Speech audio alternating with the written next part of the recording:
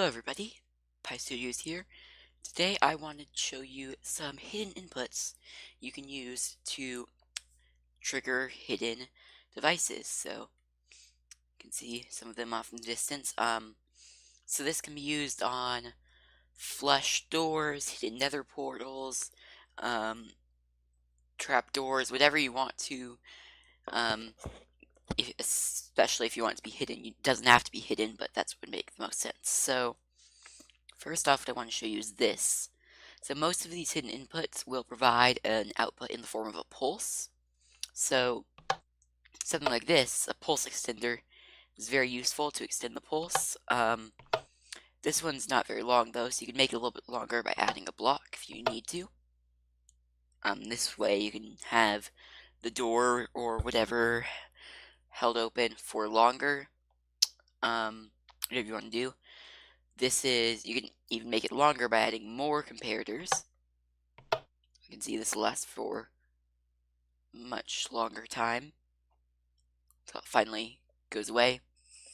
But if you do give this one tick pulse right away, you're going to encounter some problems. So you may have to do some things like this with adding a 4-tick repeater, or maybe even as it gets bigger, using multiple layers of pulse extenders, just to let you know. The other way that you can trigger these that works pretty well is a T flip-flop, which just converts a pulse into it essentially turns a button into a lever. So it's very simple to build. You just have dropper facing upwards, dropper facing over, hopper, and a comparator. Oops, and put an item in one of those droppers. By the way, I did not come up with any of these. I'm not actually sure who did, but it wasn't me.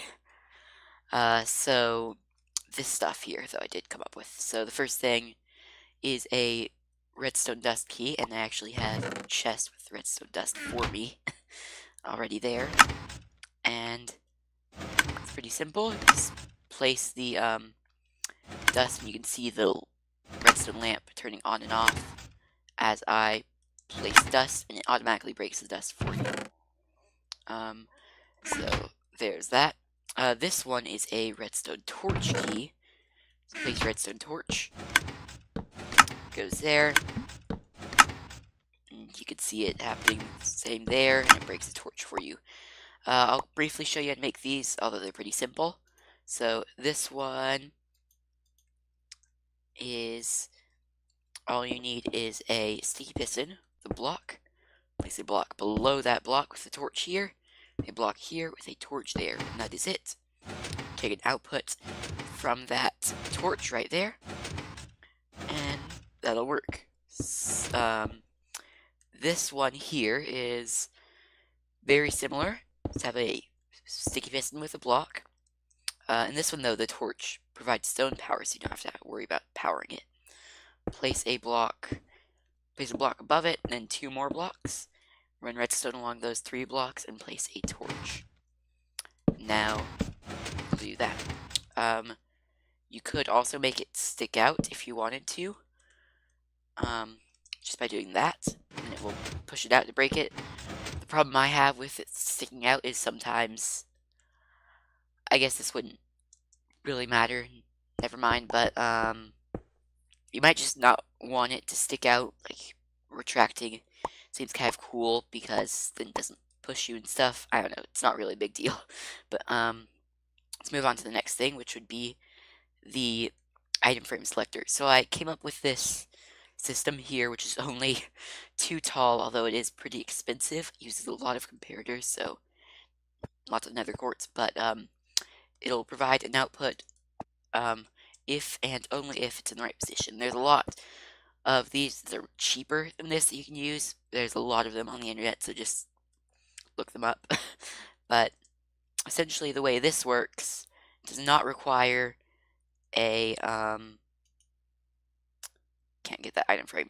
Does not require a T flip-flop or anything, so I'll show you how to build it quickly. In some cases, you might actually have more trouble getting the item frames than the nether quartz, but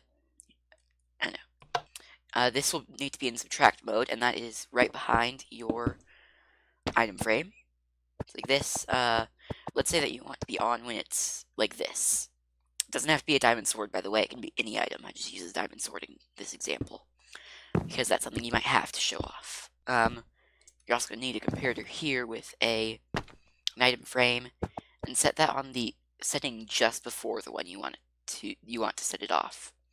And if everything works correctly, that'll provide a 1 tick or a 1 long redstone pulse and nothing more if it's in the right position. So if I get it's a little bit easier to see this. Yeah, you could tell that's on, but this is off. Or yeah, that's on and this is off. But if it's in a different position, then multiple will be on. So that's the thing we have to check for right now. So in order to do that, you need another comparator, the block, and 2 blocks here. Place redstone on those, then a repeater, another repeater there, 2 blocks, redstone, and a comparator on subtract mode. And this is your final output here, and it'll should have full redstone strength if it is on the right setting. So you can see it's off right now, but then as soon as I put it on there, get an output, and as I go past it, it turns on. So in case you're wondering how this works, I'll do an explanation.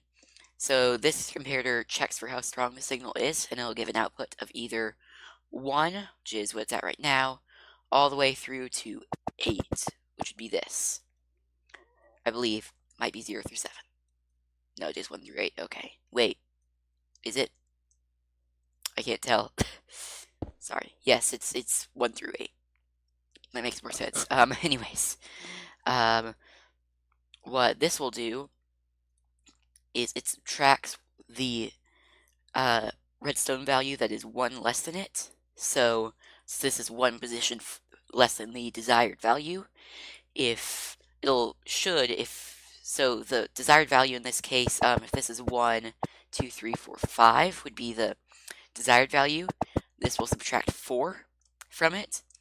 So 5 minus 4 is obviously 1, but any number less than that, so any of the other positions up until there, it'll subtract 4 and you'll end up with 0 or less, so it can't give an output. And then to check for it being only 1 and not being too big of an output, so like this, to make sure this doesn't also trigger it, we have this, and if it does trigger that second output, then this repeater gets powered. It gives a full signal strength to subtract 15 from 15 and deliver an output of 0. It's basically how it worked, hopefully. Hopefully that wasn't too complicated. But what's nice about this, since I made it only 2 wide and 2 tall, is that it can be used to make something like this. Unfortunately, if it's the 2 wideness, it makes it not quite tileable, so ones that are next to each other like this, they have to run on the same thing for every 2. That makes sense. Let me explain a little bit more. So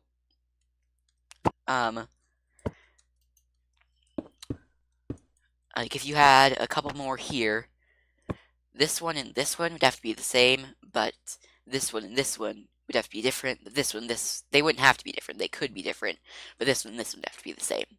If that makes sense. So this is just done by taking a bunch of them and attaching them to an AND gate at the end, and you can actually use the same part in the middle for both of them.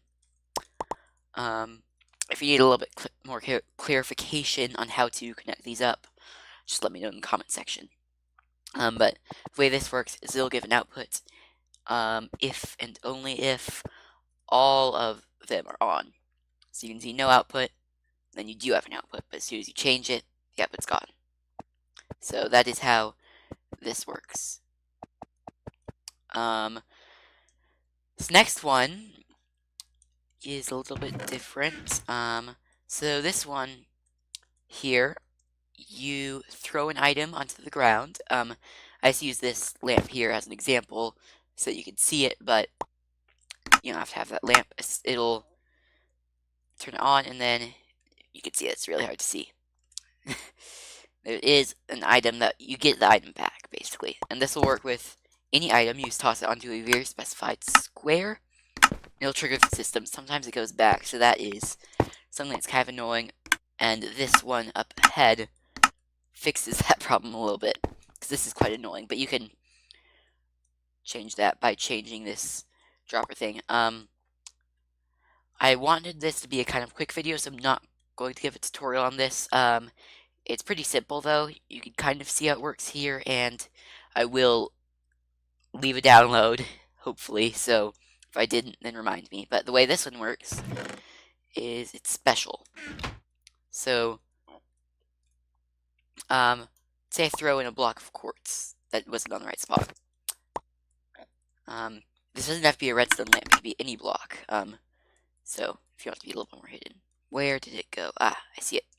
Very difficult to see. But yeah, if you actually want this to be hidden, you probably won't use the redstone lamp. But you'll notice that that didn't actually power the redstone lamp. So, this one works by, you have to have a very specific item. So that didn't work either. And I'll tell you, this right here is the special item. Regular charcoal, I actually made this too. With this one, if you put multiple items in, it wouldn't work. This one, it does. But that didn't turn on the light. You have to put in the exact right one. You can see that turned on the light, and then you get all of them back.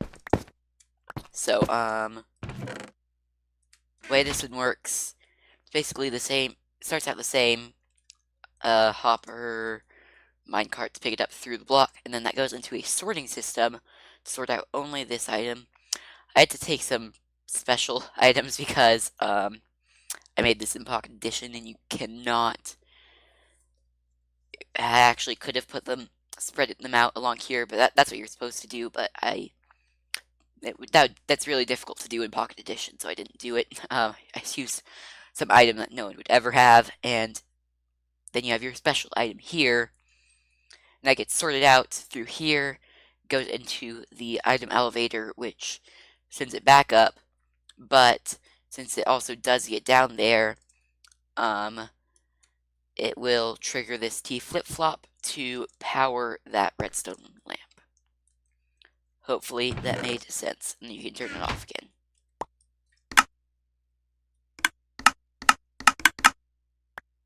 So, I know that was a little bit confusing. I know that was a little bit confusing, but there should be a world download in the description, so hopefully that will lesser your confusion. This one is one that has been used a ton of times, but is still amazing. And